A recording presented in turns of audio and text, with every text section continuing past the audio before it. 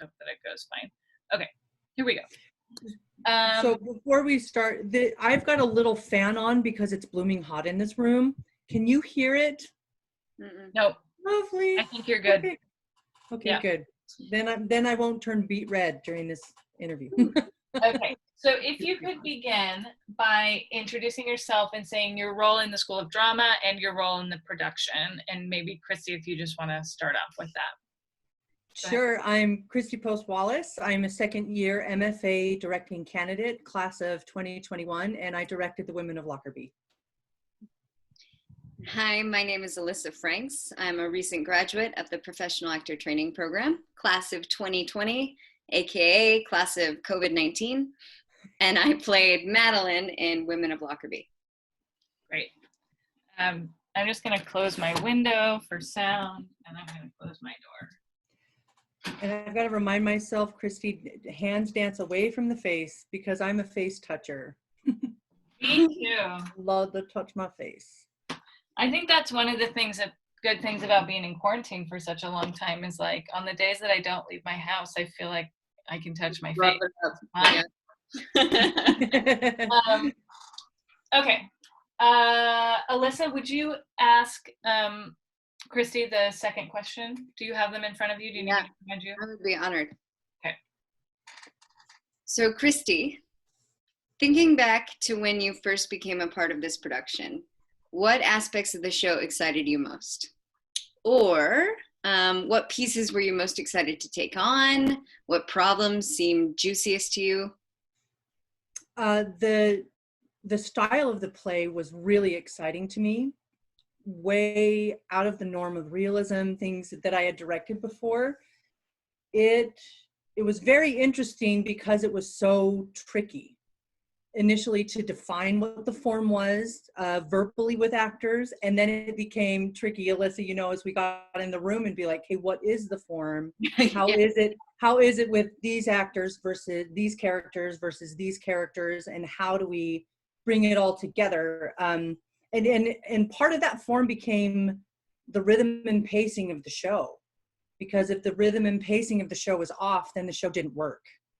And it was a big surprise, right? I remember one rehearsal after you and I, like, we were talking about that when I said the pacing was off, and you said, I thought it was me. It was like, no, overall it was the pacing of it was very interesting. The other aspect of it that the challenge was so great was the surprises and the reveals of the script itself, and how to craft those moments in ways that they maintained the surprise, and the reveals really landed. Some examples are each character's description of that night, and of when they got the news, and what happened with Bill after he had to talk to reporters and return the Christmas gifts, and his story, all the way to the end, getting to Olive's big reveal, and the reveal of the suitcases, like that was really exciting to me to try to figure out of the room and within the room. So I was excited about that. Yeah. Cool. And then I asked her the same question? Yes, you asked her the same question. Great. Alyssa, thinking back on when you first became a part of this production, what aspect of the show excited you most? Like what piece were you excited to take on, and what problems seemed the juiciest to you? Well, I agree with what you said a lot in regards to the form. So when I first read the play, I knew that I was drawn to it.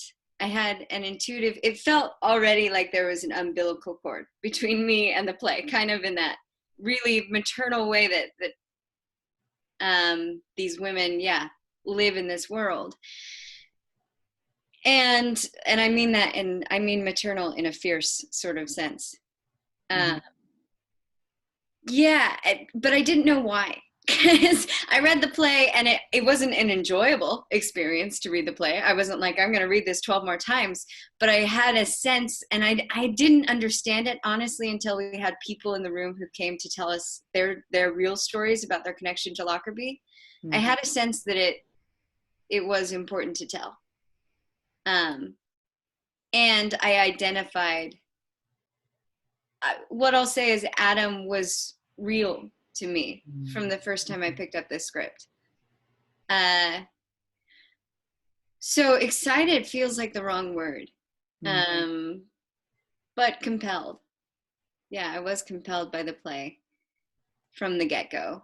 The juiciest problems, yeah, I think lie in the form, in that Madeline kind of functions in this play. Madeline and Bill serve a different voice in the form. And who are the women of Lockerbie, right? In terms of function and story. And who is Madeline even? It's kind of like reading Greek tragedy, and it is a Greek tragedy, but it's the trap of it is you can very easily read it like realism. And when you do, you can't fill the vessel that the play is asking you to fill. In a way that I think is effective then for the audience, because it just becomes a sad story rather than a huge vessel that can hold everyone's grief. Mm-hmm. It's a very physical form. Yeah. Right? Yeah. Mm-hmm. It demands a lot of you. It's like Greek. It's demands the capacity for kind of an enormous amphitheater, and the pace that keeps the engine turning and enough to fill that space with energy, and yet the emotional stake that is just inherently there. Yeah it was demanding right. play. And I think just figuring that out too was one of the juiciest problems. Yes. I love the phrase that you used, that maternal pull. It almost became like an umbilical, because it's very true, not only for the Madeline character, but I felt like as a director, it is a compelling story to me. And I remember I saw it when I was in my undergrad, and it stuck with me. The story stuck with me. The character stuck with me. And when I revisited again a couple years ago, I was so impressed by the fight that every character has, and that these women were going through. And to me, being a mother myself, that maternal pull is, yeah, I'm going to fight. Yeah. I think that's a big part of being a mom. Like, what do I value for myself and my kids and their life, and what's it like to lose that, and what am I willing to continue to fight for? For those people around me. So I think that was very well stated. Yeah. Well, and that's, I think that was one of the keys. You know this, because we were in the room a lot, where I was just grappling with this question of like, what am I doing? What am I doing? Right? As Madeline, what am I doing moment to moment to moment? Because it's very easy to read this story and say like, okay, woe is me. For 7 years, you've been weeping on the couch. What do I do with that? Right. Mm-hmm. But that's the key, is like keeping it active, and that momentum, that forward footed like fight, and the pace of it, the drive. Mm-hmm. So yeah, I had a big question of like, what is the objective, right? If Adam's dead, what are you fighting for? And I think that's ultimately where I found my personal desire to tell this story, like to show up at rehearsal every night and live in these given circumstances, was that I realized Madeline needed a memorial, right, of Adam's life, some sort of vessel. And that it occurred to me, it's just such a human need that we need the containers that hold the stories of our lives in order to feel like we have meaning, right? Mm-hmm. And whether that be artifacts, right, the suitcase, or whether it be the story itself, which is, you know, a play, or was the moment in the play where the women are telling the stories of when they got the news. Mm-hmm. Mm-hmm. Yeah, the story and even the remembering becomes a vessel, right? Yeah. The active nature of I'm not going to forget. Right. Throughout the process. Mm-hmm. Right. Mm-hmm. And yeah, it's funny. I think trying to figure out, get in Madeline's head about like why won't she light the candle? Why won't she stay at the memorial? Why not? And I think it's because it is that sort of holding on, right, to Adam and to the memory and to the grief and the pursuit of something that was his, or that holds his life. Mm-hmm. And that all these things were a way of kind of like tying up the end neatly, right? Yeah. So that, you know, you can put that aside, you can light your candle, you can move on. And Madeline just couldn't accept that right up until the very end, when she gets what she's been, you know, waiting for. Right, which is such a huge, it is a whole different ballgame, and it's such a human response. And I think, you know, in retrospect, with everything that's happened and thinking of the play in terms of that, each time I grieve whatever I've grieved in my life, it's totally different. Mm-hmm. And it's knowing that there is solace and pain and a whole myriad of things that come with grief. And just seeing the moment where Madeline is at the entry of this play gives me the idea that she's had different episodes or exposures to what this grief is, and not just lying on a couch, right? And I think that's one of the perspectives with what's happened, that I look at this play and I'm like, oh my goodness, there's so many layers to the human existence, and how often people avoid grief because we have to deal with it and sit with it. And Madeline feels like she, to me, and the way that you portrayed it, it felt like, yeah, she's in it and she's trying to figure it out. Yeah, you know, it had to be a puzzle. It had to be, right, a fight. Yep. And it's interesting you say each time you meet your grief, it's different. You know, it is different. It's because we are different, right? In that new moment to moment sort of encounter. Mm-hmm. But it reminded me of something we said. You brought in a few people to tell their stories who had a really personal connection to the Lockerbie bombing, Annie and Scott. And Scott, yeah. Mm-hmm. Which was such a really meaningful both times. But I remember Annie saying that the grief is like a lake. Yeah, she did. Right. So something about it kind of getting easier to get across, but it's never less deep. Mm-hmm. Mm-hmm.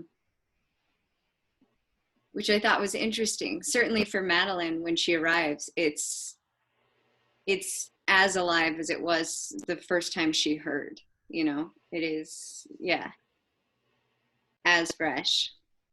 Right. Which is interesting now too, right? In the kind of the grief of a loss of a show.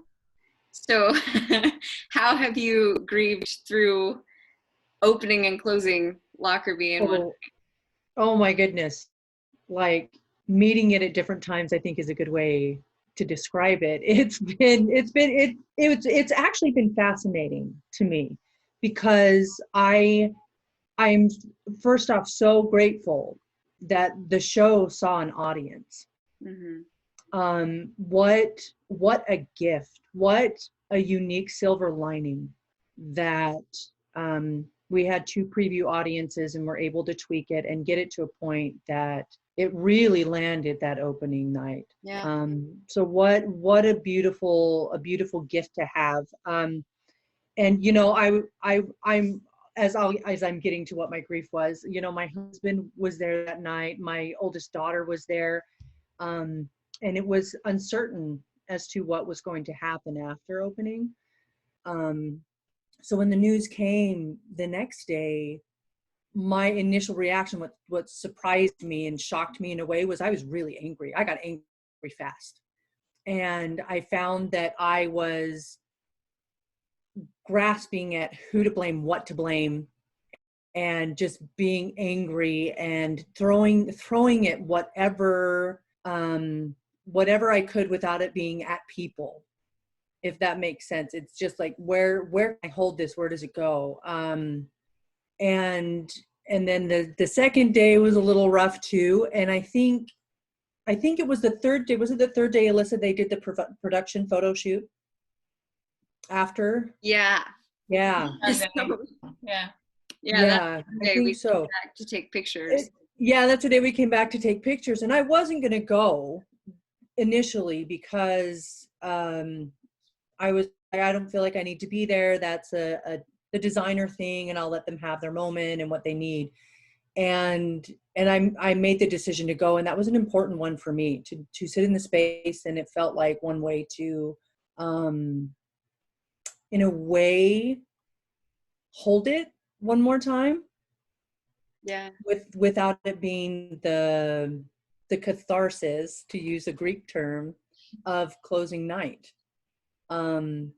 So I kind of, I danced through it the next week a little bit easier. And then it hit me again on closing weekend.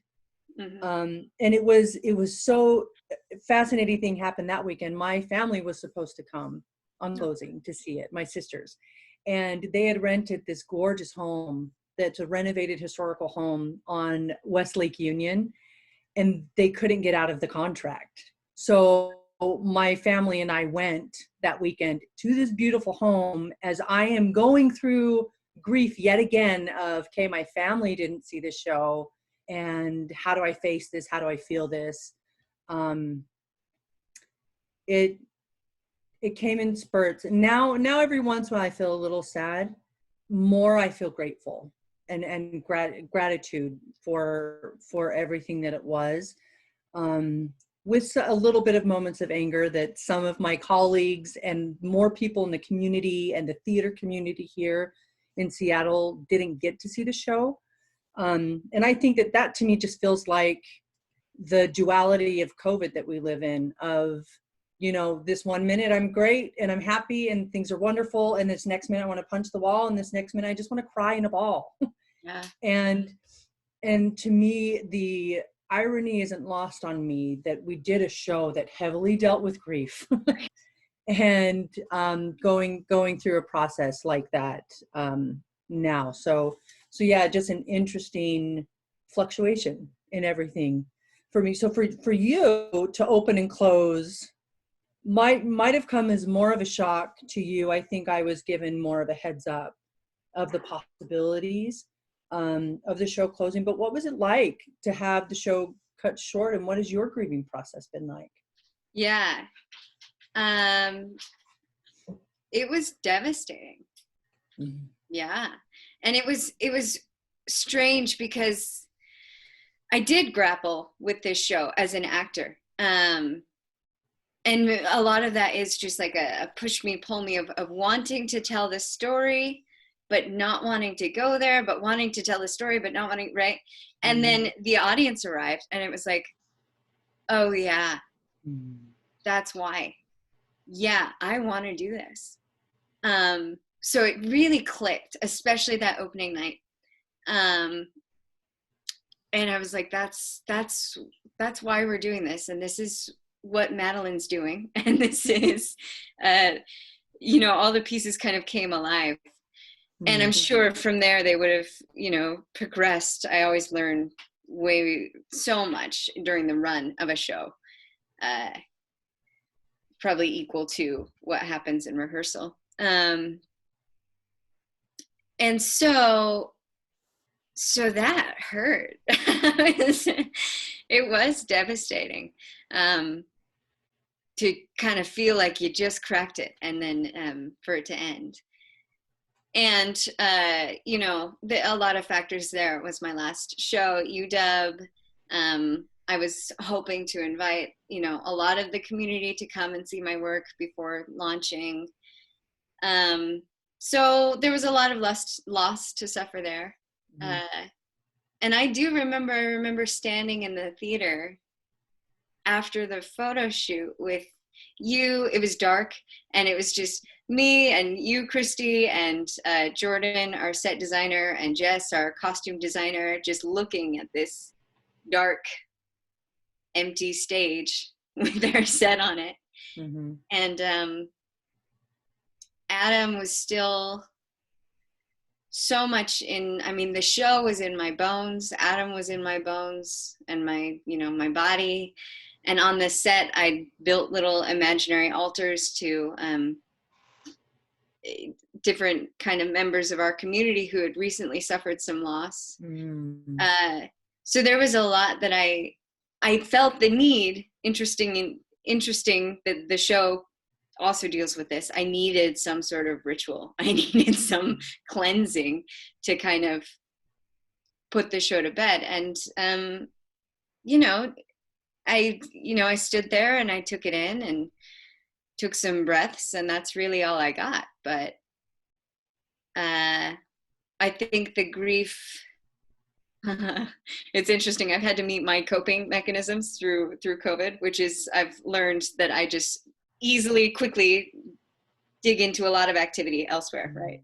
And know that there's still stuff that's really living under the surface.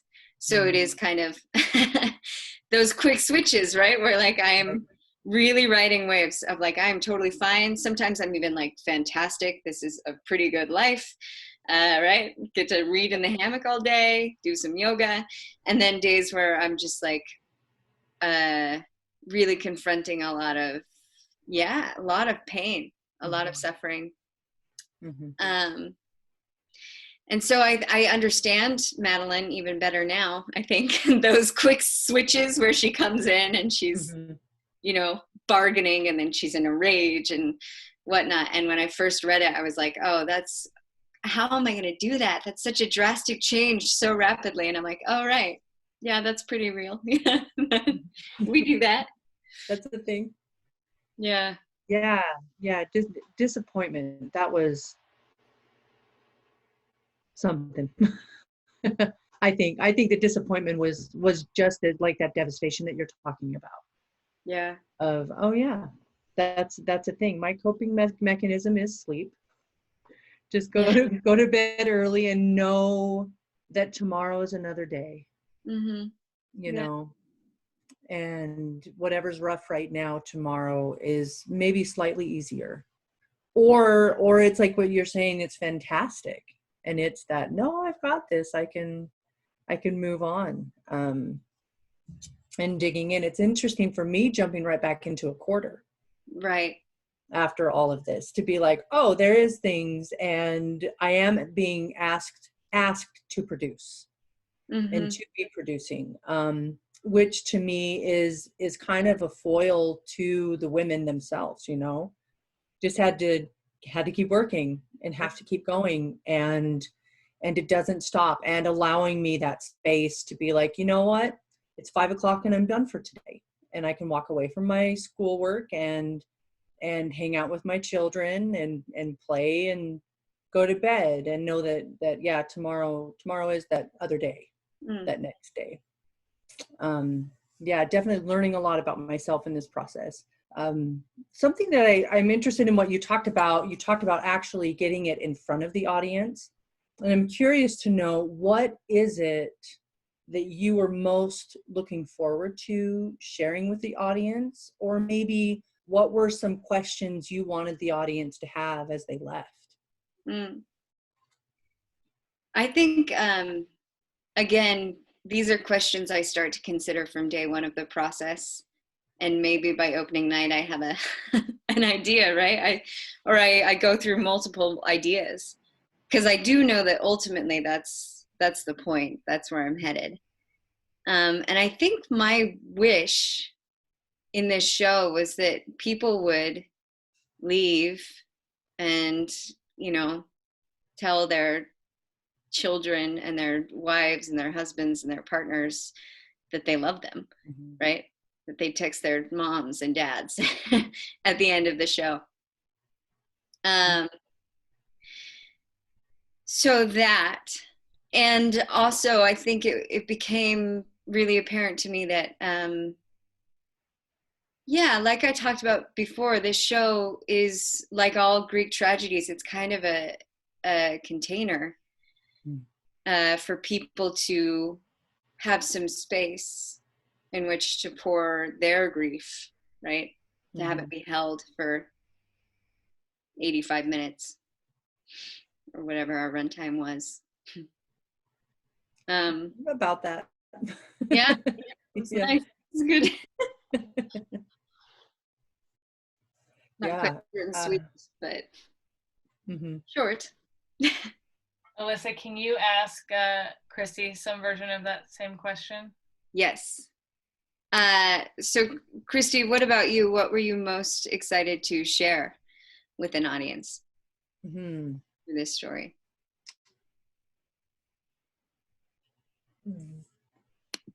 The humanness of it. You know, to borrow a phrase that my colleague Andrew Koopman used this week, the fact that the world is still turning and some things don't change, which this play to me brings up the frustrating political things and social things that continue to happen. How and what do we fight for? So sharing the aspect of this play that this was a real event, this really happened. And when we first started in the process and now to think about it, it feels forever ago, but it was just, 4 months ago that we started in rehearsals?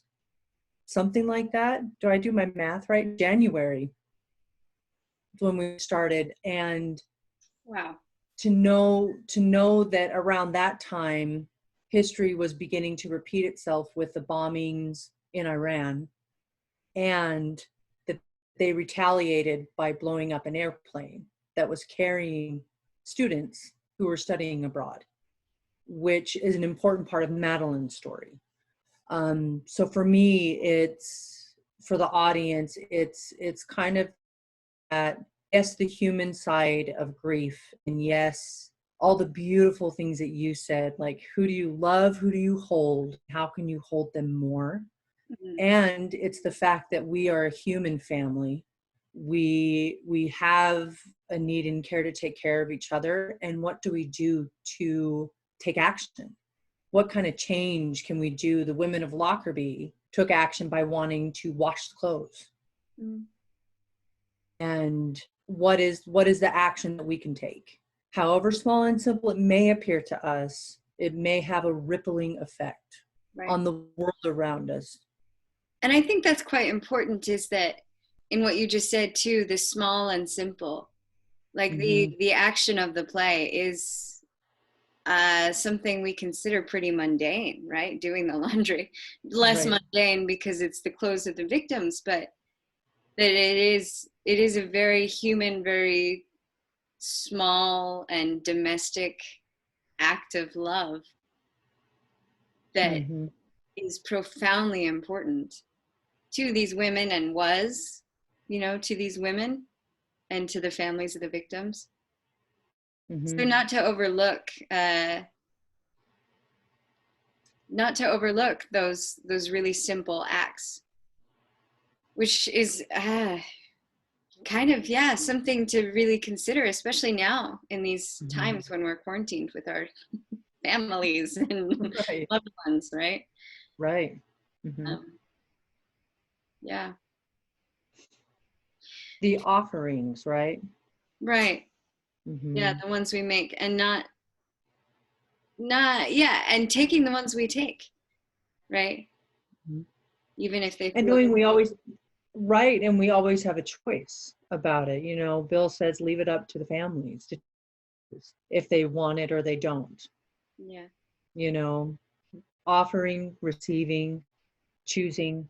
I think those are really big themes, universal themes that are really throughout this play, for sure. So talking about the place where we are now and everything, how is it sitting with you now? We touched on it a little bit before, but I'm curious, how does it sit with you now? And throughout the process and looking back now, what have you learned that you feel like you can take into your future work?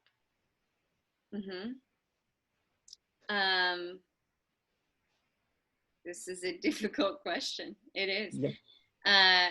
What I've noticed is that through the grieving process of the show, I have taken solace in community, and actually in the sort of community where a lot of people I knew and I care about, and artists and theaters right here were having their runs canceled, were having their shows canceled. So I knew I was not alone in this sort of suffering, which again is something the play, I think, teaches me, is that importance of community and grieving in community, and how we can be there for each other, even when we're not making it better necessarily, but we're showing up.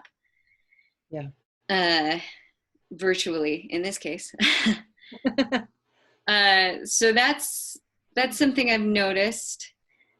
I've certainly learned through the process,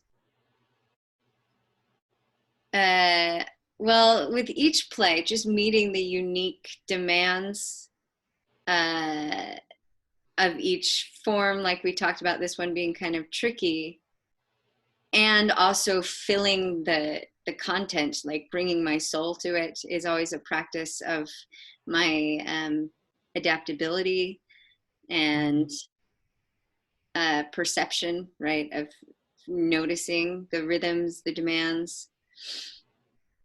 So certainly it's made me a better actor, and I carry that with me. And then just from the things we've talked about, I think a better human being as well, which theater has a way of doing. How about you? How are you sitting now with everything? With everything. What have you taken away to carry with you? A lot of what you have said, for sure. And I think one of the most biggest devastations for me is the fact that that community you were talking about, that communal experience, hasn't been in my body, meaning I haven't been there for so long. I think that's something I'm continuing to grieve and go through. Of, yes, I'm watching performances, recorded plays on film, and they're recorded plays made for film, which means they've added some film elements to it. So they've got close-ups and over the shoulders, and it's not quite the same. For me, this whole experience has reiterated the importance of live performance in my life. Yeah. And the importance of watching a human in front of me that I may or may not know, but watching that human tell a story and embody a character and play actions that affect me in a myriad of ways. That electricity is something I really miss. So that's really how all of it is sitting with me. I'm right now grieving the loss of live theater, really, and what it means to me, which to me at the same time is a beautiful affirmation and reaffirmation of why I do what I do. Why do I keep going every day? What is really driving me? And it's so it's so visceral, it's so present, it's live, it sticks with us, it lives within us. Yeah, I think that's the biggest part of what I'm experiencing now, from the loss of this story, being able to be told and retold. And at the same time, it's interesting because theater is being live. It is something that you have and you hold for a moment, and then it's not there. It's in memory, right? It's not recorded and it's not there. And I think that also reiterated that aspect of it to me, of people reaching out and saying, hey, can I see a recording of your play? And I say, no. And to me, and as bad as they may feel, like, well, why not? I explain to them, because that's not the purpose of what we did. The purpose of what we did was life, to live it, to be present, and to share that story. For me as well, like as a director, like if I'm talking like educational, being in an educational program, there were a lot of things with this play that I am just itching to get back in the room to try something that I learned. Like what was at the beginning of the process that worked, and what do I want to put at the beginning of the process. So right now, what's also sitting with me is I want to work. I want to get out there. I want to be present. I want to be with people and create and be pushed, and how all the things that I've learned since then, how does that relate and how does it apply? Just that incredible itch to create with people, to be with people. I feel it. I cannot Right? wait to get down and dirty and get to work and make some stuff with some people, Mm-hmm. hearts beating in the same room, no That screens. you can touch. Yeah. Yeah. And I think it totally just reiterates the beauty of what live theater is. And it excites me that I feel like have a bigger loss than at one show. It excites me because now we have this beautiful opportunity to help rebuild and to make new, and to know what is the foot forward, what is the space forward, where are we going next, what's going to be different, and what's going to be the same. And Alyssa, how exciting that coming out of a program and me going into my final year of the program, we get to be a part of that.